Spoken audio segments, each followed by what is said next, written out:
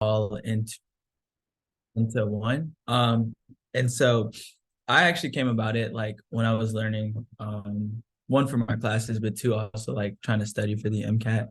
And so it was something I wasn't really familiar with. And as I took the time to kind of like learn it, I was like, oh, this is very helpful because I can have kind of everything in one spot. So um, I think it'll be cool. Like I think the mentors are going to show you guys kind of like their roadmaps and how you can do it. But if you are very much like a visual learner or like to make visual connections and kind of tie things together and understand the bigger picture, which is definitely how I learn.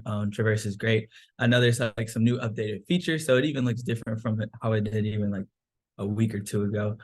So you can actually like import like your Anki cards now if you do use those, and it keeps like your scheduling on there, and you can see your streaks. And so all of that is like a great tool. And there's going to be probably like a ton of updates coming and keep coming, honestly. And so it's something that's definitely, I would say, needs to be like more used or more known. And so I don't know. I probably won't like share my screen because I guess they'll see all your guys' maps, but I'll feel free like if anyone has questions about the features or like you guys want to like talk about any of that, like I'm here. So I'll let the mentors kind of take over for sure. Great, thank you, CJ. I have not personally used Traverse yet to study, but I definitely am learning about it more as I made my roadmap. So, it's a learning curve, but it's nice that it kind of incorporates a little bit of everything. You can put Anki in there, which is super popular study tool in med school. So, definitely be learning a little bit more about it as we go. But I'm gonna start by sharing my roadmap and talking a little bit about how I kind of got interested in medicine and the steps I took along the way. And then we'll go ahead and have some of our other mentors start sharing. Um, so I'll share my screen with you. Let's see.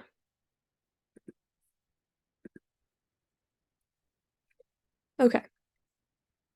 So I started with undergrad here, but I initially got interested in medicine in high school. I went to like a science focused high school, so kind of knew that I was interested in biology and stuff like that at a younger age, but didn't really wasn't really thinking about medicine until kind of like my senior year of high school and as I was going into college. So I went into undergrad at Wesleyan University in Connecticut and knew that I wanted to do all the pre-med classes and prereqs and things like that and check it out and see if it was going to end up being something that I was interested in. I started shadowing as like a freshman in college just to kind of see what medicine was like and see if it's something that I wanted to do, but didn't end up doing a ton of shadowing throughout undergrad. So I know a lot of people are always concerned about shadowing hours. It's not everything. It's more for you personally to see if you actually would be interested in living the way that the people that you're shadowing are living. So don't worry about it too much, but did some shadowing, decided I was really interested in medicine. So ended up majoring in neuroscience and took all the prereqs with that.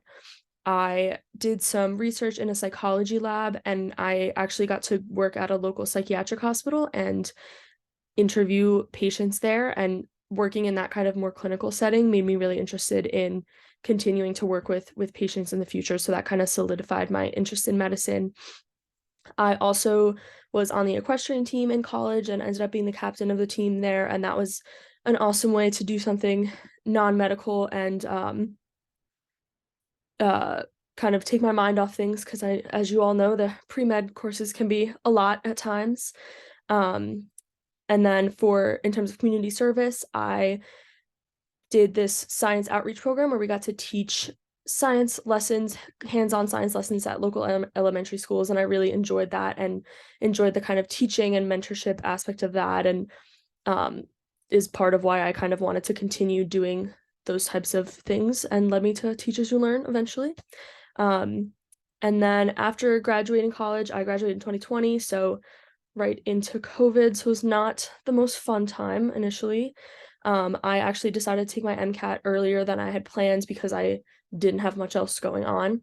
Um, and then after that, I felt a little more free to kind of do different things and check things out. I didn't have a ton of clinical experience throughout college, so I knew that that's something that I wanted to kind of get going during my gap year. So I worked as a medical assistant for like 6 months, part-time. So I was not super heavy on the clinical experience, but I, in my application, also talked a lot about my research as a kind of more clinical experience since I was interviewing patients. And that kind of sparked my interest in medicine. So not everything looks like being an ENT or an MA for years and years. There are a lot of different ways you can kind of cover the clinical side of things, and it's not only to check the box of like clinical experience, it's also to make sure that this is something that you actually want to do. So definitely important aspect of kind of everybody's journey, but that's going to look a little different for different people. I also did AmeriCorps, a year of AmeriCorps service in one of my gap years. So that's, if you haven't heard of it, it's like a volunteer program through the government. So you get paid a stipend like through the government, and it's can be at a lot of different like nonprofits. It can be teaching, it can be all different kinds of things. I actually moved out to Louisville, Kentucky, and I worked at a nonprofit out there. And we took surplus medical supplies from hospitals and redistributed them to like clinics for the uninsured or homeless shelters and things like that. So that was an awesome experience. I really enjoyed that, and it was cool to kind of be medical adjacent but not like really in the clinical fields. It was a different perspective and definitely gave me some insight into kind of how I want to work with organizations like that in the future, hopefully. But definitely not something that everybody does or would be interested in or want to do. But if anyone ever has questions about AmeriCorps, I'm more than happy to answer them, and I'd have both positive and negative things to say. So I'm definitely not gonna tell you it's all great and wonderful. But yeah, definitely something I could talk about more. I also really wanted to travel and just kind of enjoy myself during my gap years, which is part of why I wanted to take two, because I was like, I know I'm gonna have to apply at some point, and I want to have at least a little bit of time to kind of see friends and family and get to just do fun things. And luckily at the end of my two gap years, I ended up getting to travel. Once COVID was a little bit more under control, I got to go to Peru for a month and go to Machu Picchu, which is why I put that picture there. But that was amazing. And I think it's really important to not just use your gap years to improve your application, but to also like take time for yourself and do whatever's going to make you happy, and get to be around the people that are your support system. Because you're not going to have as much time as you would like to do that in medical school, unfortunately. Part of what I also did was working on a horse farm, because that was kind of my thing growing up. And I just wanted to do something that didn't involve sitting at a desk for hours on end. So that was a really great experience to just kind of be outside and not have to think about anything medical or science related. But I applied during my first gap year and luckily got in, and now I'm at Tufts, and that's kind of my journey now, just figuring out what specialty I want to go into. So that's the next step. But yeah, that's what I have for now. I'm gonna let everybody present, and then once everyone's presented, we can open it up to questions and have people ask specific questions. I know that somebody asked me something in the chat, so I will go over that once we're all done presenting. But whoever would like to go next is more than welcome to. I'll go ahead and go next. Let me share my screen.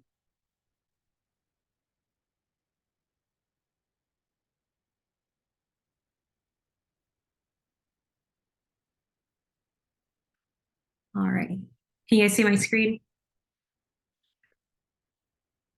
Okay. So I kept mine centered. And so I went to the University of Central Florida for undergrad, which is in Orlando. And what I did is I put my 5 basic components that led me to medical school. And then, so learning with Traverse, this platform, you can go ahead and like click and tap on it, and then it opens up and becomes bigger. So then what I did is once I click on it, here would be where you can normally type whatever information you want, and then you can come here and click and create like a flashcard out of it. So I just did this feature so you guys could see. So I majored in biomedical sciences in undergrad, and I did a minor in sociology. I'll be honest that the reason why I got a minor in sociology is when you're doing your courses and you need financial aid, it's like the 17 credit hours.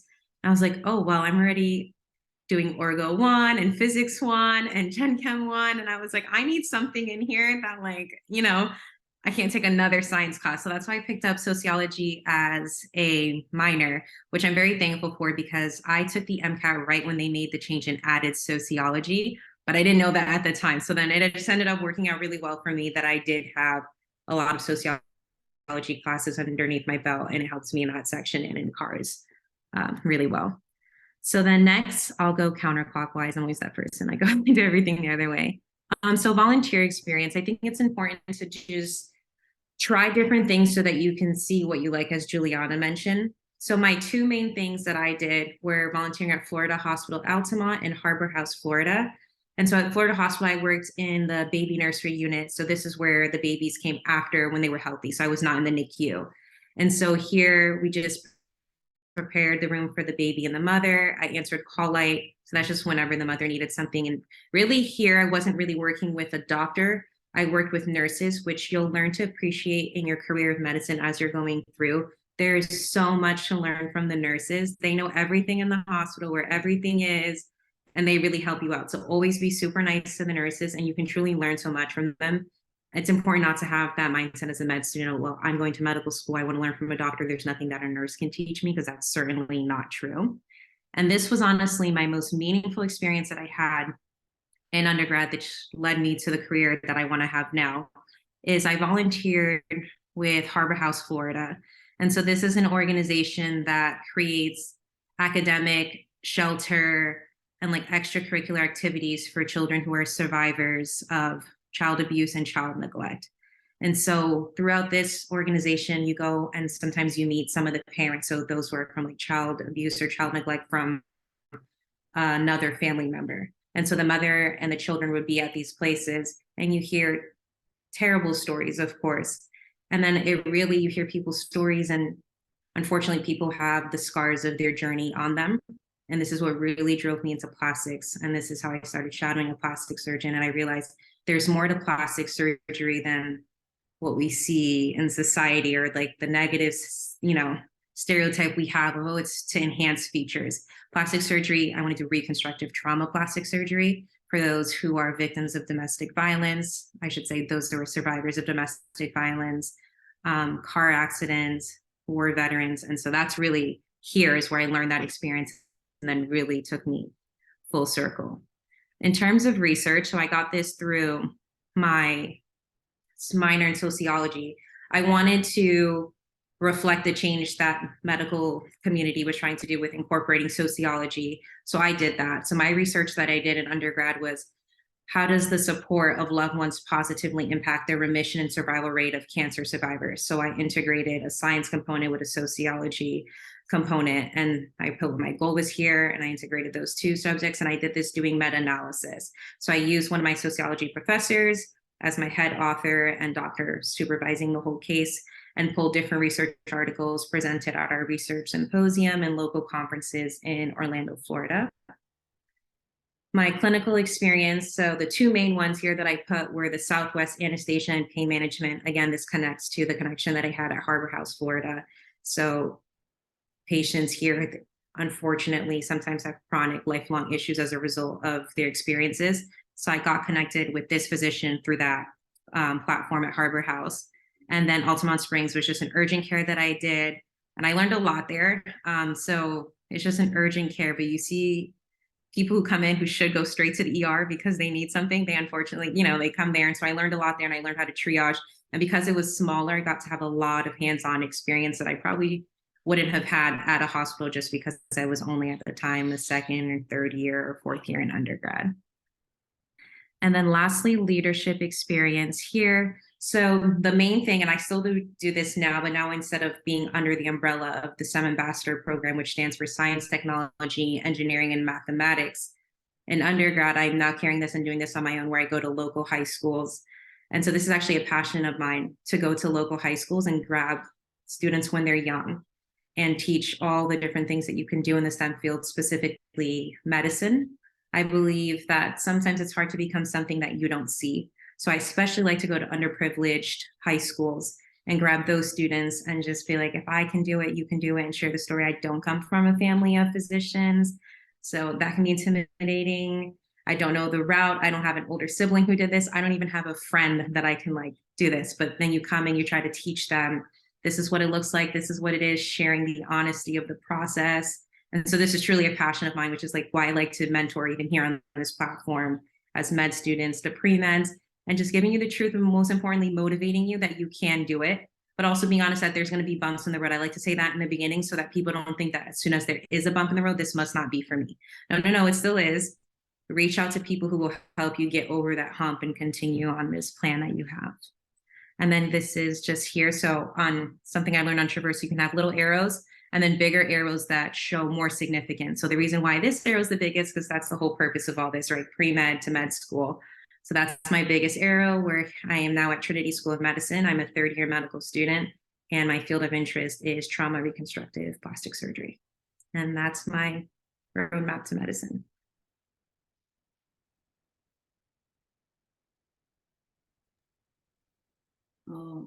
Hello, can you guys hear me? Yes. All right, let me try and share my screen. I cannot use the same method as you did, but I'm not sure. Am I showing the right screen? No. Wait. I think I'm just sharing.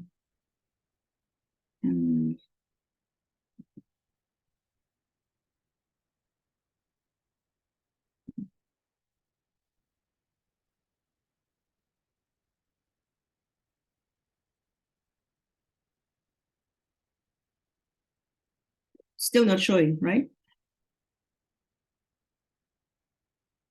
Okay, wait, sorry.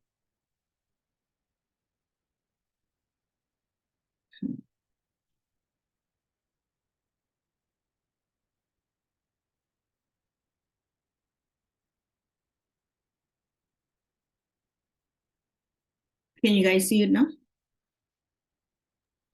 Yeah, we Yes. can. Yeah, we can see it. Okay. All right.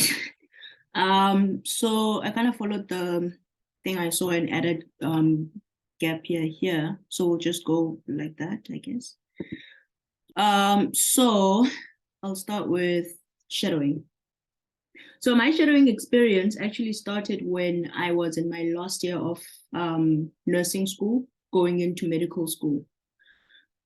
So when I was a nurse, but I would tell every doctor that, hey, I want to be a doctor one day. Can I just like after work shadow, or like after like during holidays? So I shadowed at a military hospital in Pretoria. It's like the capital of South Africa. There I was transporting patients. I was preparing patients' examinations and treatment plans. So I had already known how to do that because I was doing nursing, but now I was learning how to do that in like a medical setting kind of vibe. So yeah, and update patient charts, assist during medical rounds.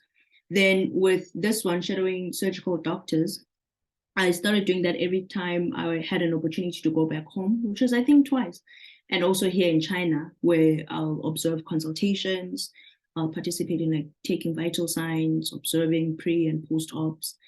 And then when COVID hit and we couldn't do anything, I would occasionally shadow on this medical platform called Medical School Coaches. It's kind of free, but like there's a lot of exposure within those pre-recorded shadowing experiences. So that's my shadowing experience that I had. Hobbies is quite simple. These are things that I have been doing for the longest. In high school, I used to do the subject called information technology. So the coding never really left. Used to do it for marks, now I do it for fun. I feel like if I wasn't a doctor to be, maybe I'll be in computer sciences. But my dad did that, and I don't think the 9 to 5 was going to work for me. So it became a hobby. I play the piano. I am self-taught. I love writing, writing newsletters right now, poetry and some music. I paint. I love reading and video editing. I'm the person behind the camera. For my friends who have like YouTube channels, I'm usually that person. Still working on how to charge them and let go of the fact that we are friends. That hasn't happened yet. Then with research, I only have like two experiences. When I was in high school, there was this International Science Expo thing going on. So in 2014, I did a research paper thingy on converting potential energy of a car to like electrical. And also, this is when I kind of fell in love with medicine, really. Other than Grey's Anatomy, there was this research that I was in. They were using like deactivated HIV cells for gene therapy, using it for human disorders. And that's when I kind of fell in love with being in medicine. And funny enough, I thought I'd fall in love with the research, but it's the actual seeing doctors doing stuff that made me fall in love with it. Then here in university right now, I'm currently working with Dr. Moisha. His research is application of effects on low dose vagus stimulation in treatment of hypertension in young adults. He's currently in data collection. So yeah, I'm working under him so that we can be like published, and it's doing quite well, I think. I may be biased, but it's actually a good research. In terms of organizations, so in high school there was those clubs, and then when I was in nursing, in the nursing school back home, I was part of something called HESCO, which is a student council for people in health sciences. So I was in the nursing division. So if you had like problems with registering, if you had problems with your practicals or financial aid type of problems, would kind of help out and reach out and see what we can do. This year, there's Teach As You Learn. And also I'm part of the Association of Southern African Students in China. So each part of Africa in China usually has like this organization, right, to help each other out on some, if you have problems with visas and stuff like that. Currently, I'm the secretary, and what we're trying to work on is when you are at a stage of doing internship, which I think you guys call them electives. For us in fourth year, that's when we start doing. So we kind of had a problem with integrating in the Chinese medical system where you'd end up being the observer instead of doing hands-on things because you're a foreigner. So there was that problem. So that's what we were literally solving recently. But yeah, if you have like tuition problems, if like your mental health is not okay, we organize something for you. Yes, it's an organization for Southern African students, basically. In my gap year, so I took a gap year before coming here. It was, I think, about 6 or 7 months before my medical school officially started. So in that that Science Expo thing I was involved in high school, I became the judge ongoing. I haven't been the judge though, because I'm still here. But at that time, I was home and traveling back home and in China. And that was the time I used to travel also. I call it traveling, even though it was essential for me to go up and down. It was still traveling. So yeah, in that I was studying Chinese, and back home I had actually started a business with my sibling. It's like a barbecue. We call it a braai, but it's like a barbecue area spot thing. So that's still ongoing. But that's what I did for my gap year. Those three things.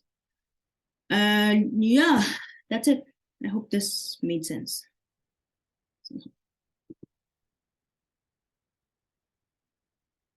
I'm gonna stop sharing.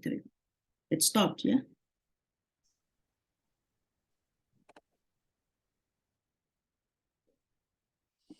Can you guys hear me? Yep. All right, so I guess I will go ahead and share.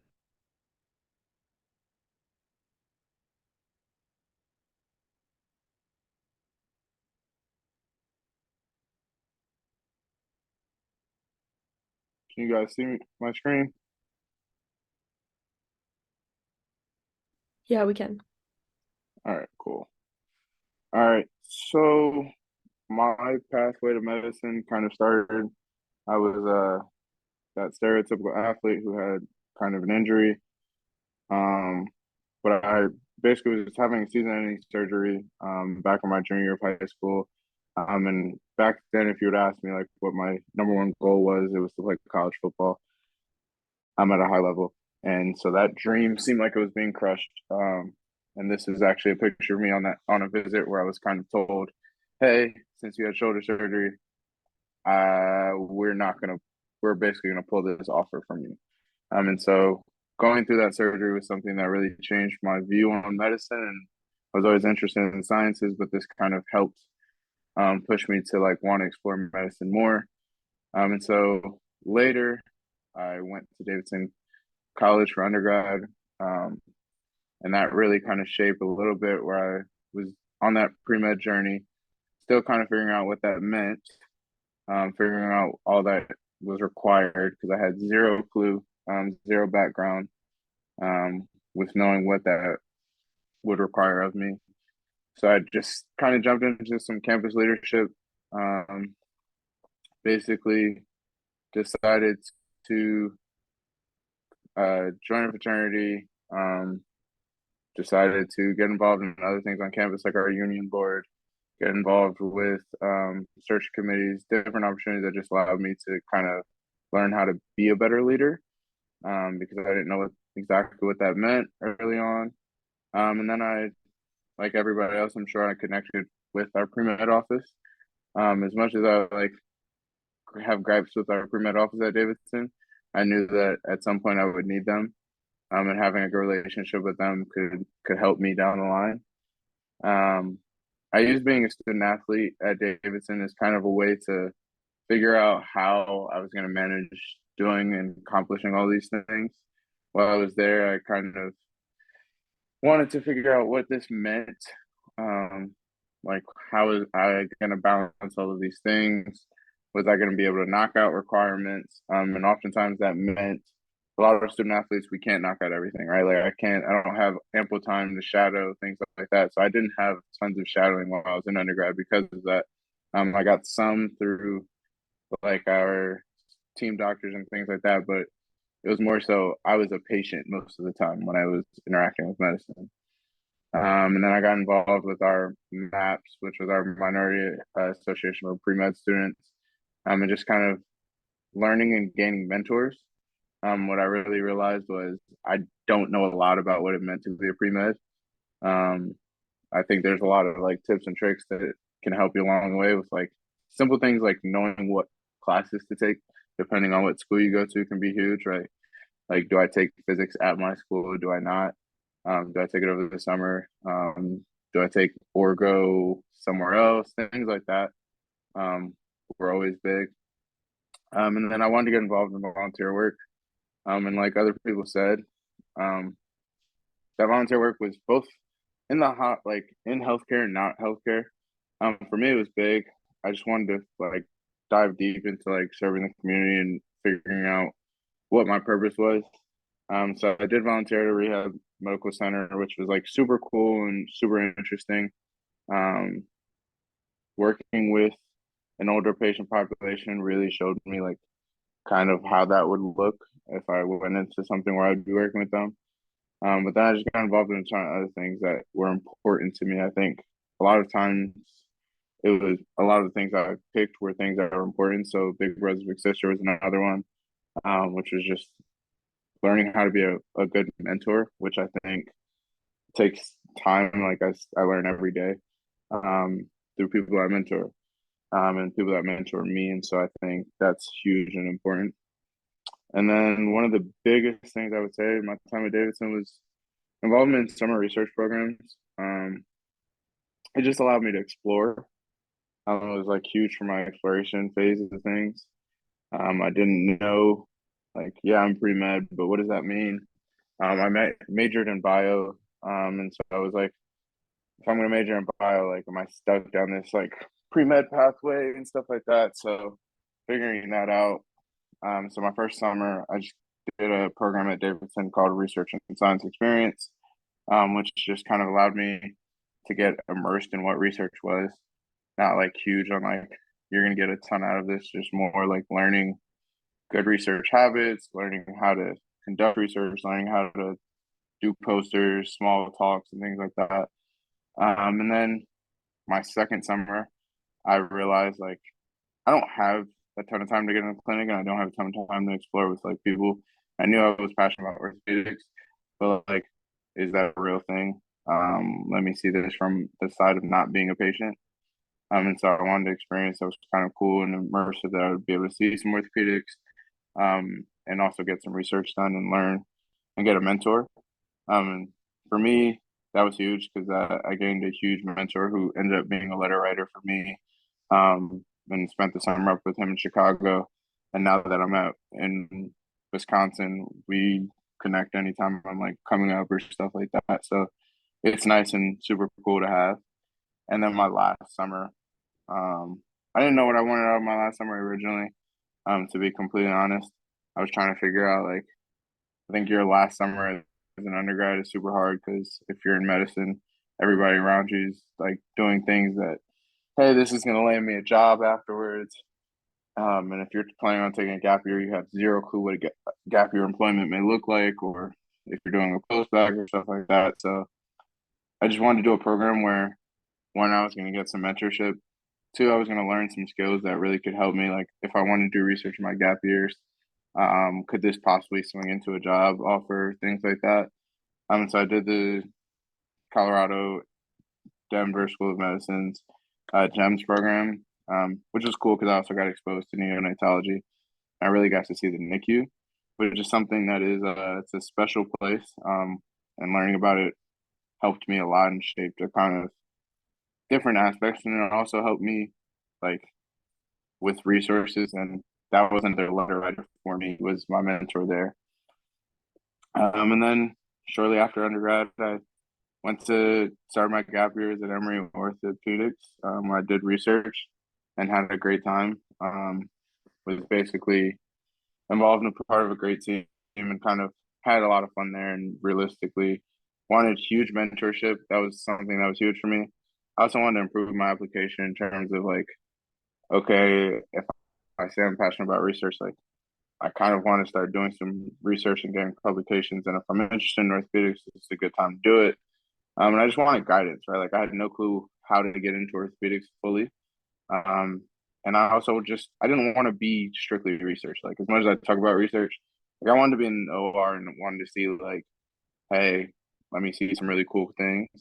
And I gained that like ton of that experience with the upper extremity team at Emory and had a ton of fun, right? Like actually gonna grab drinks with one of my mentors then. And so that kind of pivots into one of the things I learned throughout that was relationships are huge.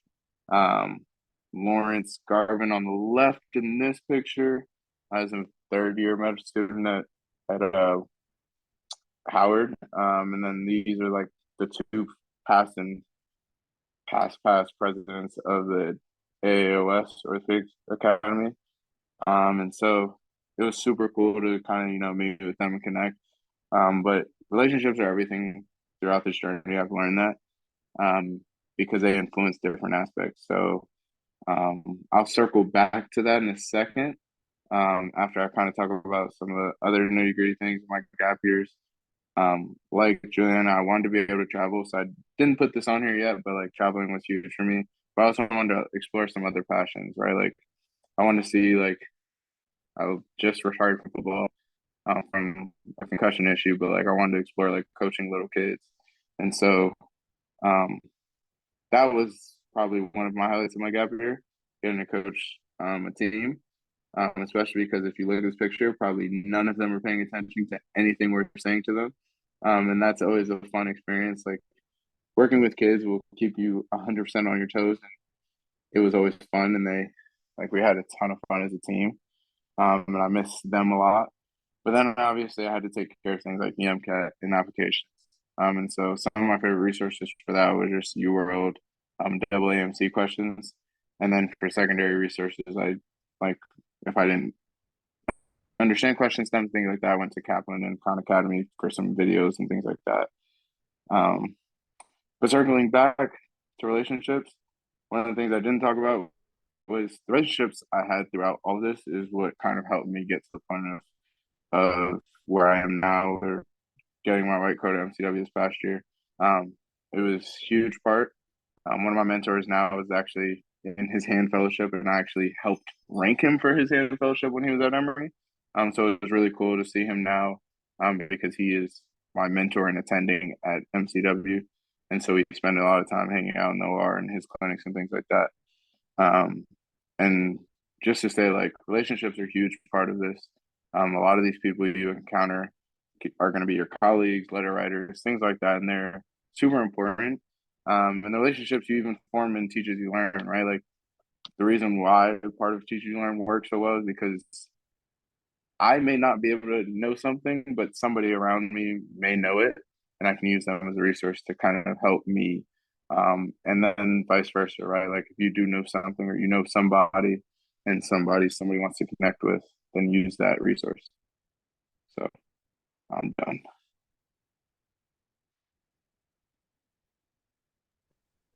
Awesome. Thank you so much, everybody who shared.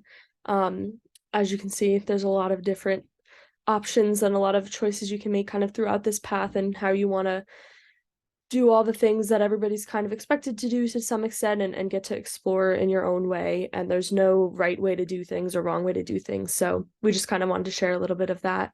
But if anybody has any questions about any particular person's path or some aspect of their journey or about Traverse or literally anything application process related, we're here to answer your questions. So we're going to open it up to anybody who wants to ask anything. You can send in the chat or unmute, whatever you want to do.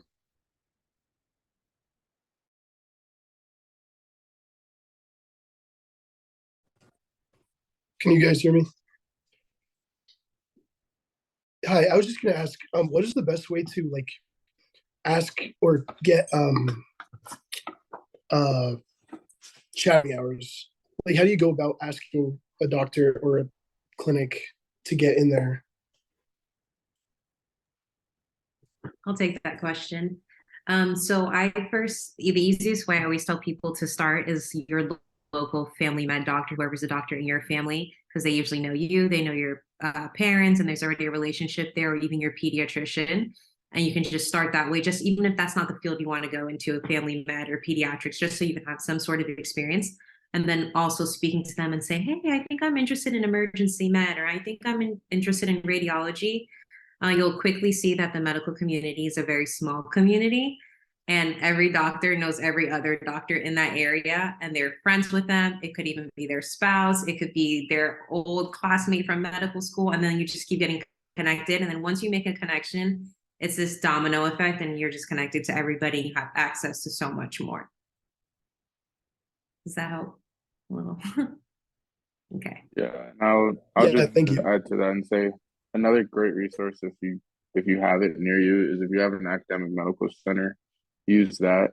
Academic medical centers are huge in terms of like they already work with students and residents and fellows, so typically they know the whole shadowing game, and they usually will at least have a contact or somebody that can help you kind of maneuver like paperwork, things like that.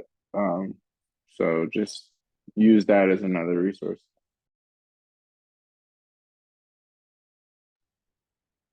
I think something else that also helps is the fact that there's some programs that are established to your undergrad for different volunteer / shadowing opportunities. And some of those shadowing opportunities is already linked to those specific programs where they already set up the network / communication for you. And the best way to go about finding that is networking through your school, asking pre-med advisors and other people about it. And then sometimes what helps is if you just say shadowing, and in the area that you're in, different programs can pop up on Google, and you'll be able to kind of apply and figure out a way to, get more shadowing and more volunteer work within the hospital system too.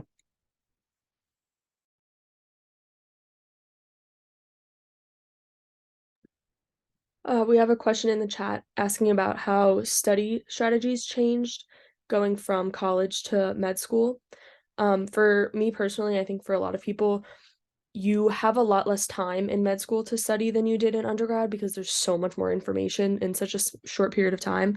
So you have to get very efficient. And for me in college, I tended to like rewrite my notes for most classes, and that was fine. It was time consuming, but I was able to do it in college and found out quickly that that was not going to work in med school. So I now sometimes I use Anki and we'll just do flashcards. That's like a spaced repetition app where they have like pre-made decks where you can download, and it'll be like all the material that you need to know. And then every day you just like do flashcards essentially, but it records it for you. So that's an awesome tool. Sometimes if like right now we're doing renal, so we're learning about the kidneys, and Anki has not been great for that for me. So I've been like drawing stuff out on whiteboards and doing a lot of practice questions. I think I do practice questions way more in med school than I ever did in college, mostly because they're more accessible to me. Like my school produces practice questions, and there's also a ton out there for like board studying resources to do practice questions. And I think doing those types of active learning is so important in med school, because you don't have time to sit there and like passively rewrite things or read a book or whatever. At least for me, that has not worked at all. So it's definitely all about being efficient and learning in a much more active way than I did in college. I'd like to add also that you become more open to studying with other people, because sometimes you don't have enough time to cover a specific topic, and you'll find out that a friend maybe knows something. Whereas, I don't know about you guys, but in undergrad, I was also the write down the notes, possibly study alone, and maybe meet up with the study group before exams. But now it's kind of like I meet up with friends or study buddies more frequently. And it becomes a space where you can even say, listen, I feel like I study well with A, B, and C, and this person is wasting my time. And that friend, it's like you can discern now that, okay, this is a friendship thing, and this is a person I can study with. And because there is no time to be accommodating, I don't know if I'm making sense, but like you become aware of who you want to study with and what you want to cover. You start doing things like cases, going through question banks together and stuff like that. You become more open to working with other people than you were in college, or personally for me. So I don't know about other people.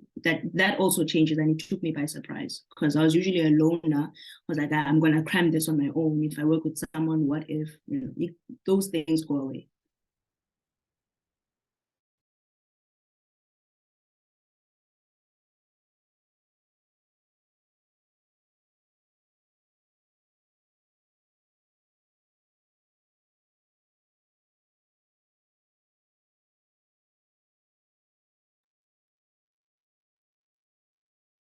Don't be shy. Feel free to ask us questions.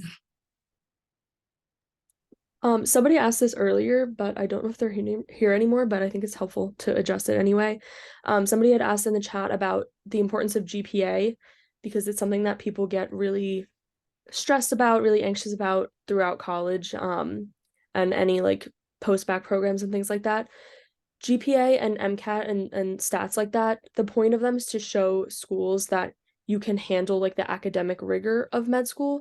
So once you get past a certain, like, it's great to have great scores, but it's just opening the door to you, and it's showing, I've handled this in the past, I know med school is going to be a lot, look, I can do it. If that's something that's a weak point for you, there are ways to work on that and do different types of programs to work on that, but it's very much not everything, and it's just one point that they're looking at amongst so many others. We talked about all of the different experiences that we've all had, from clinical experiences and shadowing to volunteering to different jobs, research, things in our gap years. There's so much else that med schools are looking at, and I know that GPA feels like the end of the world, especially when you're in school and you're like, I've been grinding for 4 years or however long trying to get the best grades possible, and then the MCAT's a whole nother battle. I promise you it's not everything. Like, try your best, but it's not the end of the world if you don't have a 4.0. Most people don't who are applying, and it's going to be okay. There's a lot else going on, and there are other ways to supplement your application if your stats are not the strongest. I also want to add, don't let, if you think your GPA is not high enough or your MCAT score is not high enough, you retake it, the MCAT score is not high enough, don't let that tell you that you're not going to be a successful medical student, that you won't be able to become a doctor.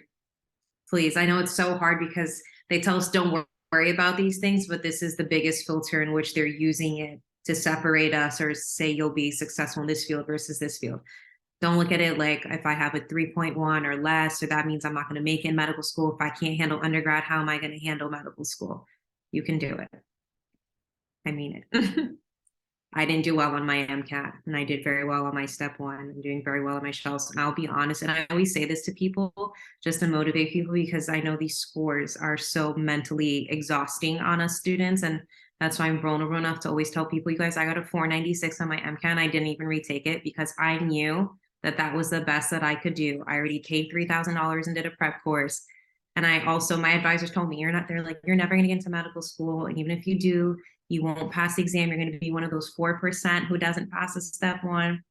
I more than passed my step one. I'm more than making it through medical school. It's okay. And I got a 496, guys. And that was the best that I could do. And I was like, I'm not even redoing it. It is what it is. All right. So you can do it.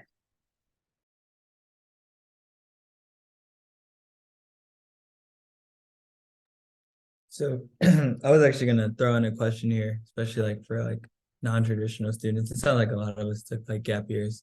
When you were deciding like what you were gonna do in your gap year, was it more so like where you felt like you need to strengthen your application, or was it something where you were like more so like meaningful experience? Like, yeah, maybe I didn't like have research, but I really wanted to like travel or something, or were you more like, okay, I don't have research, use this gap year because like I had the time to do it now? I guess like I know we all have different experiences, but kind of what made you decide one versus the other during that?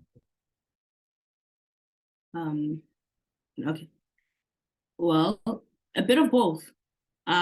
Because when I was in my gap year, I had studied Chinese solely because I had the time. Also, I couldn't let my parents would kill me. So there was also that factor. But it was gonna help me out when I was gonna write this proficiency test called the HSK. So I had more time to study ahead, I guess. Also a bit of leisure because I've always wanted to come this side. So when I was able to travel, I used that time to, explore. And in my defense, the traveling in China was going to help my Chinese. That's what my parents know. But, I also used it for leisure. So yeah, that's what was strengthening my application, and also for personal reasons, because that's when I had time to do something I always wanted to do, which was to start a business with my sibling. So the whole research aspect, the whole the things that were going to help my application, I kind of did that during nursing school almost at the end, because that's when I started feeling the panic of, oh my God, I need to fill in this and this and that. My holidays were spent doing shadowing. My holidays were spent engaging in other activities that would help my application. But during that gap year, that was for me 80% of the time. 10% to explain to my parents that I'm not just going to sit around, and another 10% for me to just travel. So yeah, that was my gap year.